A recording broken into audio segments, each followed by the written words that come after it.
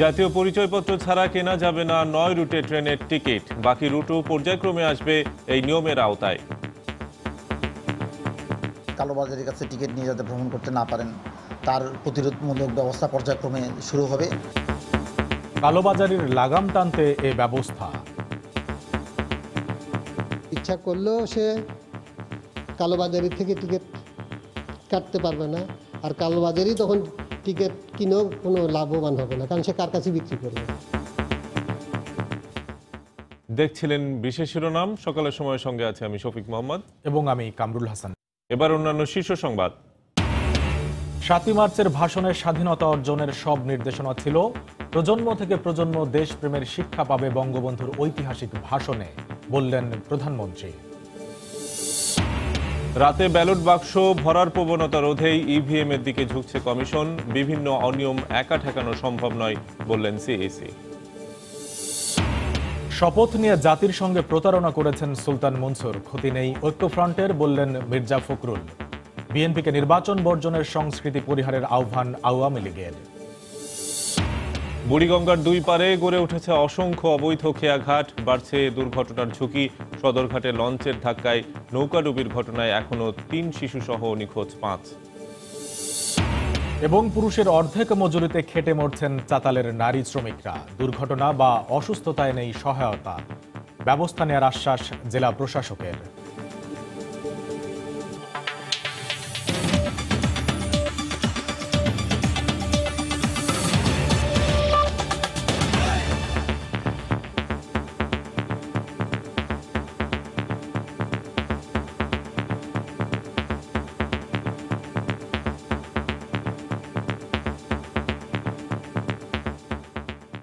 সাতই মার্চের ভাষণ সহ স্বাধীনতার ইতিহাস বারবার বিকৃত করা হয়েছে উল্লেখ করে প্রধানমন্ত্রী শেখ হাসিনা বলেছেন, কয়েকটি প্রজন্ম স্বাধীনতা সম্পর্কে ভুল তথ্যে বিভ্রান্ত হয়েছিল।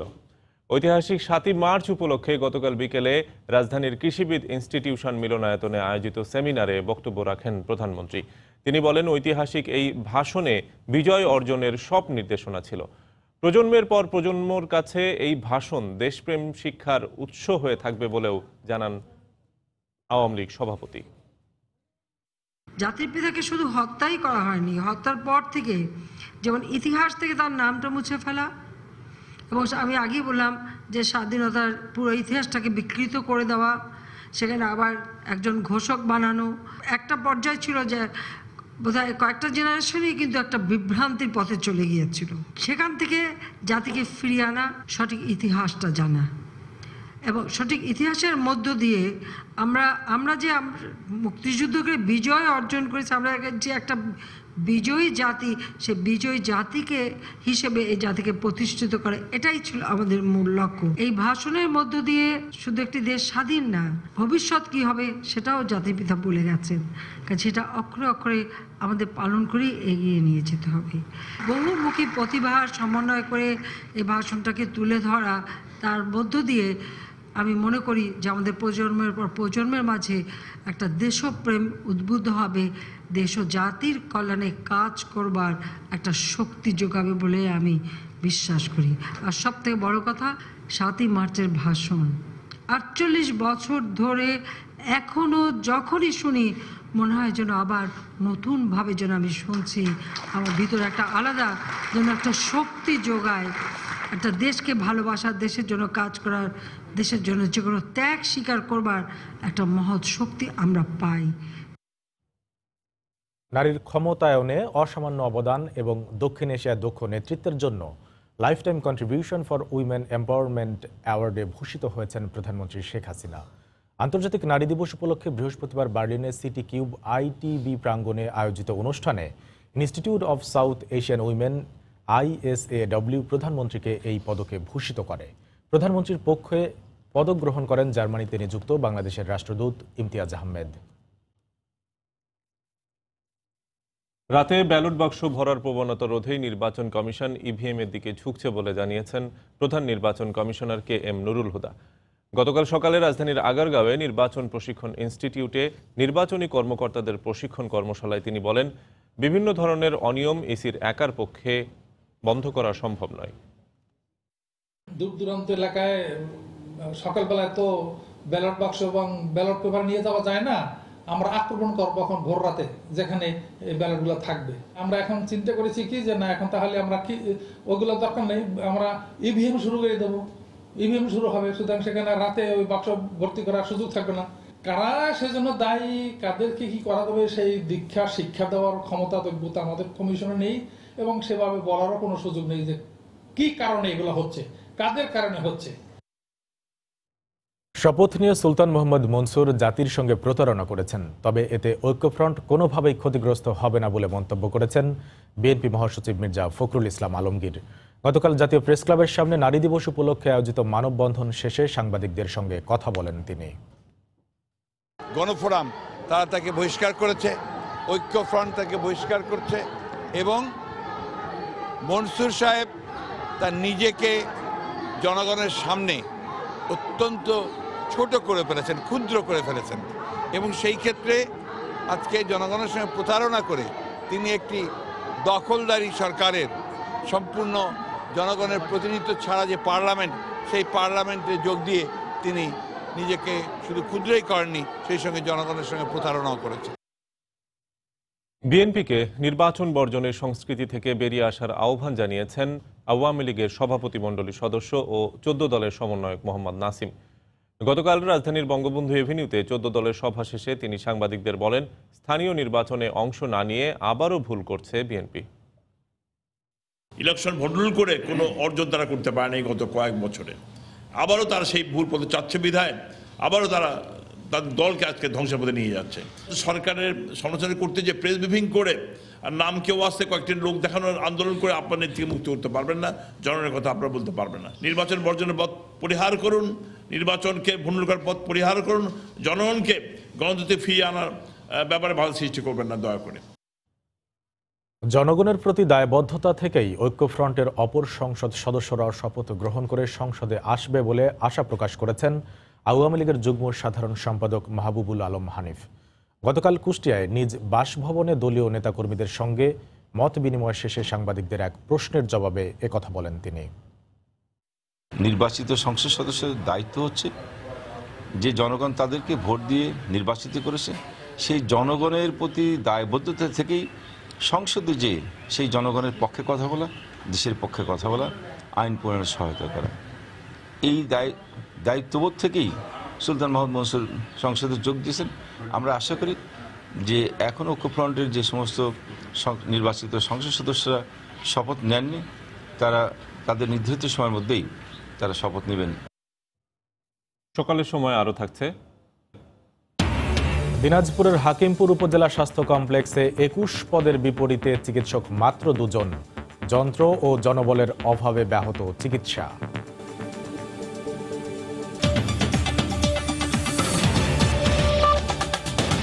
বুড়িগঙ্গায় নৌ দুর্ঘটনার জন্য ক্ষিপ্রগতির লঞ্চ, বালুবাহী জাহাজের পাশাপাশি নদীর দুই পারে গড়ে ওঠা অসংখ্য অবৈধ খেয়াঘাটকেও দুষছে প্রশাসন। বিভিন্ন সময় দুর্ঘটনা পরবর্তী তদন্ত প্রতিবেদনে বিষয়গুলো উঠে এলেও সমাধানে কার্যকর কোনো পদক্ষেপই নেওয়া হয়নি। খেয়াঘাট উজানে সরিয়ে নেওয়ার পাশাপাশি কর্ণফুলী নদীর মতো টানেল নির্মাণের কথা ভাবছে কর্তৃপক্ষ। রাশেদ বাপ্পির রিপোর্ট। যাত্রী বোঝাই দৈত্যাকৃতি লঞ্চ, আশপাশে খেয়া নৌকার ছড়াছড়ি। দ্রুতগতির এই লঞ্চকে পাশ কাটিয়েই বুড়িগঙ্গায় চলে খেয়া পারাপার। নোঙর করা কিংবা চলমান লঞ্চে নৌকা থেকেই উঠে পড়ছেন অনেকে। এভাবেই নানা অনিয়ম আর অব্যবস্থাপনাকে সঙ্গী করে দিন পার করছেন নদী তীরের মানুষেরা। ছোট্ট একটি নৌকায় এভাবে 8 থেকে 10 জন করে বুড়িগঙ্গা পার হওয়ার এই দৃশ্য চিরচেনা। তবে বাউবাজার ব্রিজ থেকে দক্ষিণে রহমান ডকইয়ার্ড পর্যন্ত বিআইডব্লিউটিএ অনুমোদিত খেয়াঘাটের সংখ্যা মাত্র 3টি হলেও প্রশাসনের নিষ্ক্রিয়তা এবং ক্ষমতার জোরে এর সংখ্যা বেড়ে এখন 10 থেকে 12টিতে। অবৈধ এসব ঘাট দিয়ে প্রতিনিয়ত যাত্রী পারাপারের কারণে ক্ষিপ্রগতির লঞ্চের ঢেউয়ের তোড়ে প্রায় ঘটছে দুর্ঘটনা। জাহাজটা চালুটা দেয়, পানির যে পাখার যে বাড়ির কারণে অনেক দুর্ঘটনা ঘটে। ব্যাগার দেয় লঞ্চ, তখন আমাদের যাওয়ানোর কোনো রাস্তা হয় না। পড়তে হয় আমাকে ঢাকায়, এই জন্য যে ডেলি যেতে হয়, তো অনেক দুর্ঘটনার সম্মুখীন হতে হয় আমাদের। মাসখানেক আগে আমার এক বন্ধুর শ্বশুর শাশুড়ি, এক ফ্যামিলির 4 জন নাই, তেলগাড়টা পার হইতে যায়। দিনের পর দিন এমন দুর্ঘটনা ও প্রাণহানির পর গঠিত তদন্ত কমিটির সুপারিশ বাস্তবায়নে চোখে পড়ে না তেমন কোনো উদ্যোগ। তবে এবার কঠোর হওয়ার হুঁশিয়ারি প্রশাসনের। আমরা এই নৌকাগুলোকে এই লঞ্চের কাছে আর রাখতে চাই না। আমরা চিন্তা করছি যে নৌকাগুলোকে উজানে নিয়ে যাব, সেখানে যত ফ্যাসিলিটি ডেভেলপ করা দরকার হয় আমরা করে দিব। দুর্ঘটনা রোধে দীর্ঘমেয়াদী উদ্যোগ হিসেবে টানেল নির্মাণের কথা জানালেন উপমন্ত্রী। কর্ণফুলী টানেলের আদলে এই বুড়িগঙ্গাতেও ওইভাবে একটা টানেল করে সেভাবে ব্যবস্থা করা রয়েছে। প্রশাসনের তৎপরতার পাশাপাশি জনসচেতনতা না বাড়ালে দুর্ঘটনা ঘটতেই থাকবে বলে মনে করেন সংশ্লিষ্টরা। রাশেদ বাপ্পি, সময় সংবাদ, ঢাকা। সদরঘাট লঞ্চ টার্মিনালে নৌকাডুবির ঘটনায় 11 ঘন্টা পর একজনের লাশ পাওয়া গেলেও অন্য 5 জন এখনও নিখোঁজ। গতকাল সকাল থেকে ফায়ার সার্ভিস, নৌবাহিনী, কোস্টগার্ড উদ্ধার তৎপরতা চালাচ্ছে। এই মুহূর্তে সদরঘাটে আছেন সহকর্মী কেফায়েত শাকিল। সবশেষ খবর জানতে সরাসরি চলে যাচ্ছি তার কাছে। শাকিল, আপনি জানেন যে গত পরশু রাত 9:45 সদরঘাটের যে লঞ্চ টার্মিনাল রয়েছে সেখানে একটি নৌকা ডুবিতে 7 জন নিখোঁজ হয়েছিলেন। এর মধ্যে থেকে একজনকে উদ্ধার করে রাজধানীর পঙ্গু হাসপাতালে নেওয়া হয়েছিল, তিনি চিকিৎসাধীন আছেন। বাকি যে 6 জন নিখোঁজ ছিলেন এর মধ্যে গতকাল এক নারীর মরদেহ উদ্ধার হয়েছিল। একটু আগে আমরা খবর পেয়েছি আরো একজনের লাশ উদ্ধার হয়েছে, সেটি হচ্ছে নারী শিশু, একটি শিশুর মরদেহ উদ্ধার হয়েছে। ফায়ার সার্ভিস আমাদেরকে যেটি জানিয়েছে, যেই শিশুটির মরদেহ একটু আগে উদ্ধার হয়েছে সেটি মূলত একদমই ক্ষতবিক্ষত একটি মরদেহ ছিল। তারা যেটি বলছেন যে মূলত যেহেতু এখানে লঞ্চের পাখার টানে আসলে এই দুর্ঘটনাটি ঘটেছে, লঞ্চের পাখায় সম্ভবত প্রতিটি মানুষেরই মরদেহ আসলে ক্ষতবিক্ষত হয়ে গেছে। এই কারণে তাদের লাশ পেতেও কিছুটা বেগ পেতে হচ্ছে, দেরি হচ্ছে বলে তারা আমাদেরকে বলছেন। এবং তারা যেটি জানাচ্ছেন এখনো যে ফায়ার সার্ভিস আছে, এখানে কোস্টগার্ড রয়েছে, আছেন নৌবাহিনী আছে, তারা সবাই আসলে তাদের যে অভিযান চলছে সেই অভিযান তারা অব্যাহত রাখার কথা আমাদেরকে জানিয়েছে। তারা বলছেন যে যতক্ষণ পর্যন্ত আসলে এই মরদেহগুলো উদ্ধার না হবে ততক্ষণ পর্যন্ত তারা এই অভিযান চালিয়ে যাবেন। একই সাথে আপনাকে বলতে হয় যে আজকেও গতকালকের মতো যে নৌযান চলাচল কিছুটা সীমিত রাখা হয়েছে। গতকাল আপনারা জানেন যে নৌযান চলাচলের কারণে আমাদের এখানে যে অভিযান ছিল সেই অভিযানে কিছুটা ব্যাহত হয়েছিল। আজকে সেই হিসেবে কিছুটা নিয়ন্ত্রিতই আছে। তারপরেও একটি বিষয় আমরা লক্ষ্য করছি যে এত বড় একটি দুর্ঘটনার পরও আমরা দেখছি যে এখানে যে নৌকাগুলো রয়েছে সদরঘাটের, সেই নৌকাগুলো এখনো সে অনিয়ন্ত্রিতভাবে যাতায়াত করছে। খুবই নিরাপত্তাহীনতার মাঝেও সেই নৌকাগুলোকে আমরা চলাচল করতে দেখছি। তো এই আসলে যে সদরঘাটের যে দুর্ঘটনা নিয়ন্ত্রণে যতটুকুই পদক্ষেপ নেওয়া হচ্ছে তার মধ্যেও এখনো নিরাপত্তাহীনতার বিষয়গুলো এখনো ভাবা হচ্ছে না।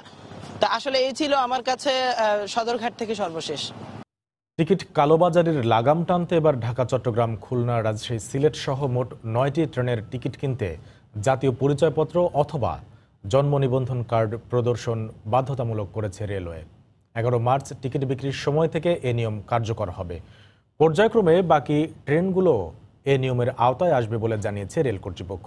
বিস্তারিত কমলদের রিপোর্টে। কাউন্টারে নেই, কিন্তু বাইরে টিকিট টাকা দিলে, এমনকি জুতা যারা করে ব্রাশ করে কালি মুছি এত সময় টিকিট পাওয়া যাচ্ছে। যাত্রার 9 দিন আগে এসেও কাঙ্ক্ষিত টিকিট না পেয়ে ক্ষুদ্র যাত্রীর ক্ষোভ প্রকাশ। এ ধরনের ক্ষোভ টিকিট কিনতে আসা শত শত যাত্রীর। চাহিদার তুলনায় টিকিটের স্বল্পতার পাশাপাশি টিকিট কালোবাজারির অভিযোগ তাদের। এই অবস্থায় কালোবাজারি প্রতিরোধে ব্যবস্থা নিতে যাচ্ছে রেলওয়ে কর্তৃপক্ষ। 11 মার্চ থেকে চট্টগ্রাম ঢাকা রুটে চলাচলকারী আন্তনগর ট্রেন সুবর্ণ এক্সপ্রেস, মহানগর প্রভাতী, গোধূলি এবং তুর্ণনিশীতের টিকিট কিনতে জাতীয় পরিচয়পত্র বা জন্ম নিবন্ধন প্রদর্শন বাধ্যতামূলক করা হয়েছে। কালোবাজারের কাছে টিকিট নিয়ে যাতে ভ্রমণ করতে না পারেন তার প্রতিরোধমূলক ব্যবস্থা পর্যায়ক্রমে শুরু হবে। ভোটার আইডি কার্ডের মধ্যে টিকিট বিক্রয়ের কার্যক্রম আগামী 11 তারিখে শুরু হবে। অবশ্য 1 মাস আগে পরীক্ষামূলকভাবে ঢাকা চট্টগ্রাম রুটের সোনার বাংলা এক্সপ্রেসে এনআইডি সিস্টেম চালু করা হয়েছে। এখন থেকে আন্তনগর ট্রেনের প্রথম শ্রেণী এবং শীততাপ নিয়ন্ত্রিত কক্ষগুলোর প্রতিটি যাত্রীর টিকিটে তার যাবতীয় তথ্য উল্লেখ থাকবে। টিকিটে যদি প্যাসেঞ্জারের নাম উল্লেখ করা থাকে তখন আর কেউ কালোবাজারি করতে পারবেন। টিকিট ক্ষেত্রে এনআইডি বাধ্যতামূলক করা হতে আমাদের সুবিধা হবে, আমরা টিকিটগুলো এখানে পাবো। ঢাকা রাজশাহী রুটে পদ্মা এক্সপ্রেস, ঢাকা খুলনা রুটে চিত্রা এক্সপ্রেস, ঢাকা পঞ্চগড় রুটের দ্রুতযান এক্সপ্রেস এবং ঢাকা সিলেট রুটের পারাবাত এক্সপ্রেসও এই নিয়ম কার্যকর হবে। তবে এ নিয়ে যাত্রীদের ভিন্ন মত রয়েছে। আমরা ছাত্র মানুষ, আমাদের এনআইডিটা এখনো আসে নাই, আমাদের কারণ আমার পর্যাপ্ত বয়সটা হয় না এনআইডির জন্য। আমরা কিভাবে ট্রাভেল করবো? এনআইডি যদি শো করা না হয় ওটাই মনে হয় বেটার হবে, কারণ আমাদের তো নাই, ওটাতে হ্যাম্পার বেশি আমরা ছাত্ররা হব। কালোবাজারি প্রতিরোধের পাশাপাশি প্রকৃত যাত্রীদের যাত্রা নিশ্চিত করতে চলন্ত ট্রেনের টিকিটে উল্লেখিত তথ্য এবং যাত্রীদের পরীক্ষা করবে রেলওয়ে কর্তৃপক্ষ।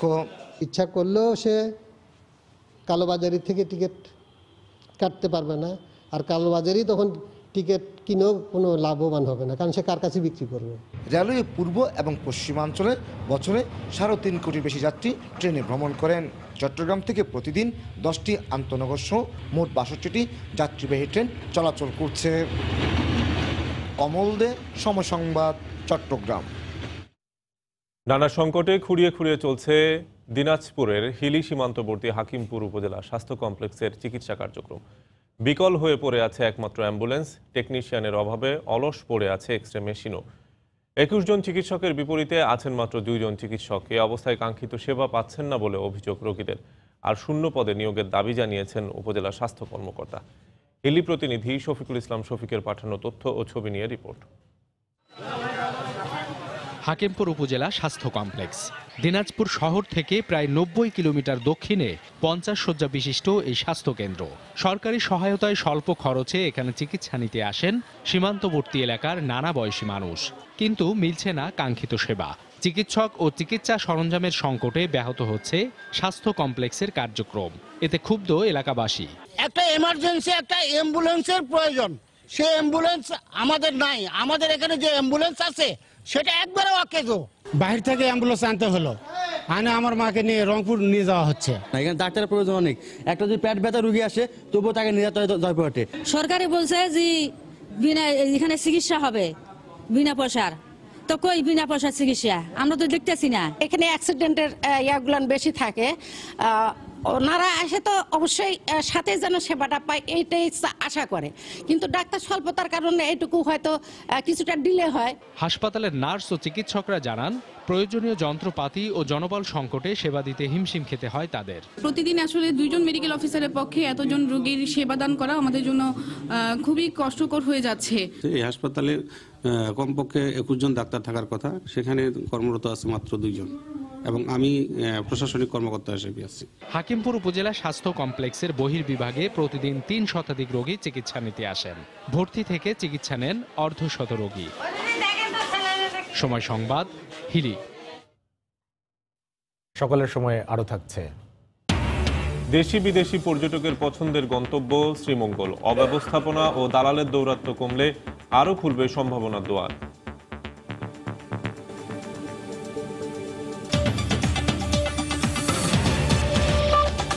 পরিবেশে অক্লান্ত পরিশ্রম করেও ন্যায্য মজুরি থেকে বঞ্চিত নওগাঁর চাতাল কলগুলোর নারী শ্রমিকরা।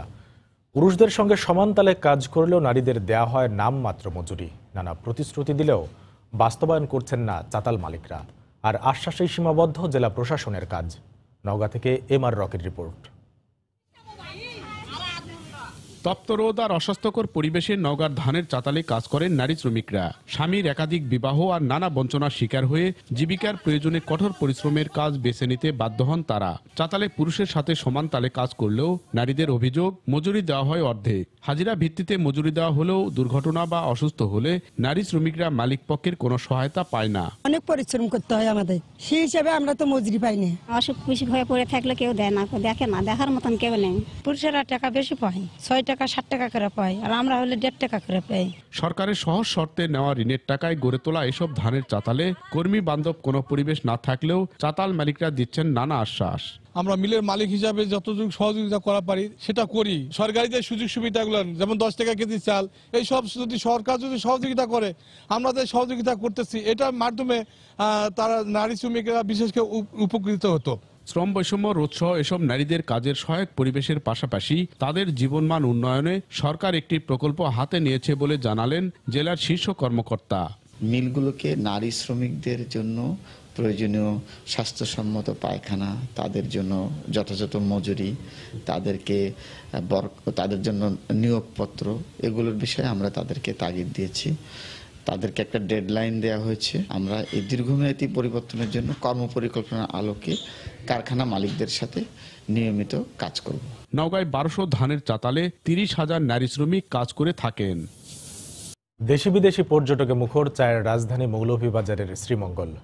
সবুজ চা বাগান আর কমলগঞ্জের লাউয়াছড়া জাতীয় উদ্যানে প্রকৃতির কাছাকাছি গিয়ে নগর জীবনের কোলাহল থেকে মুক্তির পথ খুঁজছেন পর্যটকরা। তবে বাড়তি হোটেল ভাড়া, বাগানে প্রবেশে বাধা ও দালালের খপ্পরে পড়ে হয়রানির শিকারও হচ্ছেন অনেকে। জেলা প্রতিনিধি শাহ অলিদুর রহমানকে সঙ্গে নিয়ে আব্দুল হাদের রিপোর্ট। ক্যামেরায় ছিলেন নৌশাদ আহমেদ চৌধুরী। প্রাকৃতিক সৌন্দর্যের কারণে শ্রীমঙ্গল পর্যটকদের কাছে অন্যতম আকর্ষণীয় স্থান। এই উপজেলার বেশিরভাগ জায়গা জুড়েই রয়েছে চা বাগান। চা বাগানের মাঝ দিয়ে চলে গেছে পিচ ঢালা পথ, আবার কখনো আঁকা বাঁকা মেঠো পথ। পথের দুধারে মাইলের পর মাইল সবুজের চাদরে মোড়ানো চা বাগান। বাগানে পর্যটকরা মিশে যাচ্ছেন প্রকৃতির সঙ্গে। পর্যটকদের কেউ এসেছেন দেশের অন্যান্য অঞ্চল থেকে, আবার কেউ সুদূর নিউ ইয়র্ক থেকে। ভালো লাগলো, খুব সুন্দর জায়গা চা বাগান। আমরা দিনাজপুর থেকে আসছি, কোনোদিন আসি নাই। চা বাগানটা খুব সুন্দর, খুব ভালো লাগছে। নিরাপদ সড়ক, রাস্তা একটু বড় হলে ওটাই ভালো হতো। মূলত চা বাগান দেখতে দূর দূরান্ত থেকে মানুষ আসলেও তাদের প্রবেশ করতে দেয়া হয় না বাগানে। ঢুকতে হয় নিরাপত্তা কর্মীর চোখ ফাঁকি দিয়ে। দালালের কবলে পড়ে হয়রানির শিকারও হচ্ছেন অনেকে। উপরের লেভেলে যারা আছেন, ধরুন ম্যানেজার সাহেব আছে, ইনার অনুমতি নিয়ে আসলে আমরা ঘুরতে দিই, নইলে ঘুরতে আমাদের ভিতরে ঘোরা নিষেধ। 10 মিনিট আমরা হেঁটে চলে যেতে পারি, আর সেখানে আমাদের থেকে ভাড়া নিচ্ছে 150, 200, 300, অথচ ওইখানকার ভাড়া 5 টাকা 10 টাকা। আমরা চাই এই রাস্তাগুলোর উন্নত হোক। হোটেলের ভাড়ার জন্য গেলে আপনার বিভিন্ন ধরনের সম্মুখীন হইতে হয়। শ্রীমঙ্গলে গিয়ে পর্যটকরা ভিড় করেন লাউয়াছড়া জাতীয় উদ্যানে। বন্যপ্রাণীর মহামিলনের নান্দনিক এই জায়গাটির রূপও ভিন্ন। উঁচু নিচু পাহাড়ের গায়ে সারি বেঁধে দাঁড়িয়ে আছে আকাশ ছোঁয়া বৃক্ষরাজি। এর মাঝে খেলা করছে উল্লুক সহ নাম না জানা প্রাণীকুল। বনের ভিতরে 7 রঙের চা থাকে পছন্দের শীর্ষে। বনাঞ্চল অনেক সুন্দর, আসছি দেখতে ভালোই লাগছে, ফ্যামিলি নিয়ে আসছি। একটা হনুমান দেখেছি এই মাত্র, এই হনুমানটা অনেক সুন্দর লাগছে। বাগানের ভিতরটা অনেক সুন্দর লেগেছে। অনেক বড় বড় গাছ, অনেক লম্বা গাছ, এগুলো সচরাচর দেখা যায় না, তো খুব ভালো লাগছে এখানে এসে। শ্রীমঙ্গলে থাকার জন্য রয়েছে মানসম্পন্ন হোটেল। 5 তারকা মানের রিসোর্ট সহ শতাধিক হোটেল গড়ে উঠেছে মৌলভীবাজারের সীমান্তবর্তী এই উপজেলায়। যোগাযোগ ব্যবস্থার উন্নয়ন এবং হোটেল, মোটেল ও রিসোর্টের ভাড়া সহনীয় পর্যায়ে নিয়ে আসলে শ্রীমঙ্গলে আরও বেড়ে যাবে পর্যটকের উপস্থিতি, বলছেন স্বয়ং পর্যটকরাই। আব্দুল আহাদ, সময় সংবাদ, শ্রীমঙ্গল, মৌলভীবাজার। বান্দরবানে 3 দিনব্যাপী রাজপুণ্য অনুষ্ঠান শুরু হয়েছে। গতকাল শহরের রাজবাড়ি থেকে বোমাং রাজা প্রু চৌধুরী সৈন্য সামন্ত নিয়ে রাজভবন থেকে বের হয়ে আসেন। অনুষ্ঠানে প্রধান অতিথি হিসেবে উপস্থিত ছিলেন কৃষিমন্ত্রী ডক্টর আব্দুর রাজ্জাক। পদযাত্রাটি শহরের প্রধান সড়ক প্রদক্ষিণ শেষে পুরাতন রাজবাড়ি মঞ্চে গিয়ে শেষ হয়। পরে সেখানে হেডম্যান ও কারবারিরা রাজাকে বিভিন্ন উপঢৌকন দেন। ঐতিহ্যবাহী এই রাজস্ব আদায় অনুষ্ঠানে 11টি ক্ষুদ্র নৃগোষ্ঠীর 109টি মৌজার হেডম্যান ও গ্রাম প্রধানগণ নিজ নিজ মৌজার পক্ষ থেকে আদায় করা হয় রাজস্ব রাজাকে দেন। ঢাকা আইনজীবী সমিতির নির্বাচনের সংখ্যাগরিষ্ঠতা পেয়েছে আওয়ামী সমর্থক আইনজীবী প্যানেল। সমিতির 27টি পদের মধ্যে সভাপতি, সেক্রেটারি সহ 18টি পদে নির্বাচিত হয়েছেন তারা। আর সহ সভাপতি, লাইব্রেরি সম্পাদক সহ 9টি পদে বিজয়ী হয়েছেন বিএনপি জামায়াত সমর্থক আইনজীবী প্যানেল। 27 ফেব্রুয়ারি ও 7 মার্চ ভোট গ্রহণ শেষে গতকাল ভোট গণনা করা হয়। এশিয়ার বৃহত্তম আইনজীবী সমিতি হিসেবে পরিচিত ঢাকা বারের ভোটার সংখ্যা 17,897 জন, যার মধ্যে ভোট দিয়েছেন 9,317 জন। নবনির্বাচিত সভাপতি গাজী শাহ আলম জানান, আইনজীবীদের চেম্বার সংকট সমাধানে কাজ করবেন তিনি। সাধারণ সম্পাদক জানান, তরুণ আইনজীবীদের কল্যাণে কাজ করার কথা। গত নির্বাচনে সাধারণ সম্পাদক সহ 14টি পদে জিতলেও সভাপতির পদ হারায় আওয়ামী সমর্থক সাদা প্যানেল। জাতীয় নির্বাচনের পর এ নির্বাচনে নিরঙ্কুশ বিজয় পেয়ে খুশি বঙ্গবন্ধু আইনজীবী পরিষদ। সকালের সময়ের শীর্ষ সংবাদগুলো জানিয়ে দিচ্ছি আরেকবার। 7ই মার্চের ভাষণে স্বাধীনতা অর্জনের সব নির্দেশনা ছিল। প্রজন্ম থেকে প্রজন্ম দেশপ্রেমের শিক্ষা পাবে বঙ্গবন্ধুর ঐতিহাসিক ভাষণে, বললেন প্রধানমন্ত্রী। রাতে ব্যালট বাক্স ভরার প্রবণতা রোধে ইভিএম এর দিকে ঝুঁকছে কমিশন। বিভিন্ন অনিয়ম একা ঠেকানো সম্ভব নয়, বললেন সিইসি। শপথ নিয়ে জাতিসংঘে প্রতারণা করেছে সুলতান মনসুর, ক্ষতি নেই ঐক্যফ্রন্টের, বললেন মির্জা ফখরুল। বিএনপিকে নির্বাচন বর্জনের সংস্কৃতি পরিহারের আহ্বান আওয়ামী লীগের। সদরঘাটে লঞ্চের ধাক্কায় নৌকাডুবির ঘটনায় এক শিশুর ক্ষতবিক্ষত লাশ উদ্ধার। এ নিয়ে মিলল দুজনের মরদেহ। এখনো 2 শিশুসহ নিখোঁজ 4। পরিচয়পত্র ছাড়া কেনা যাবে না 9 রুটের ট্রেনের টিকিট। কালোবাজারি ঠেকাতে পর্যায়ক্রমে সব রুটেই আসবে এই নিয়মের আওতায়।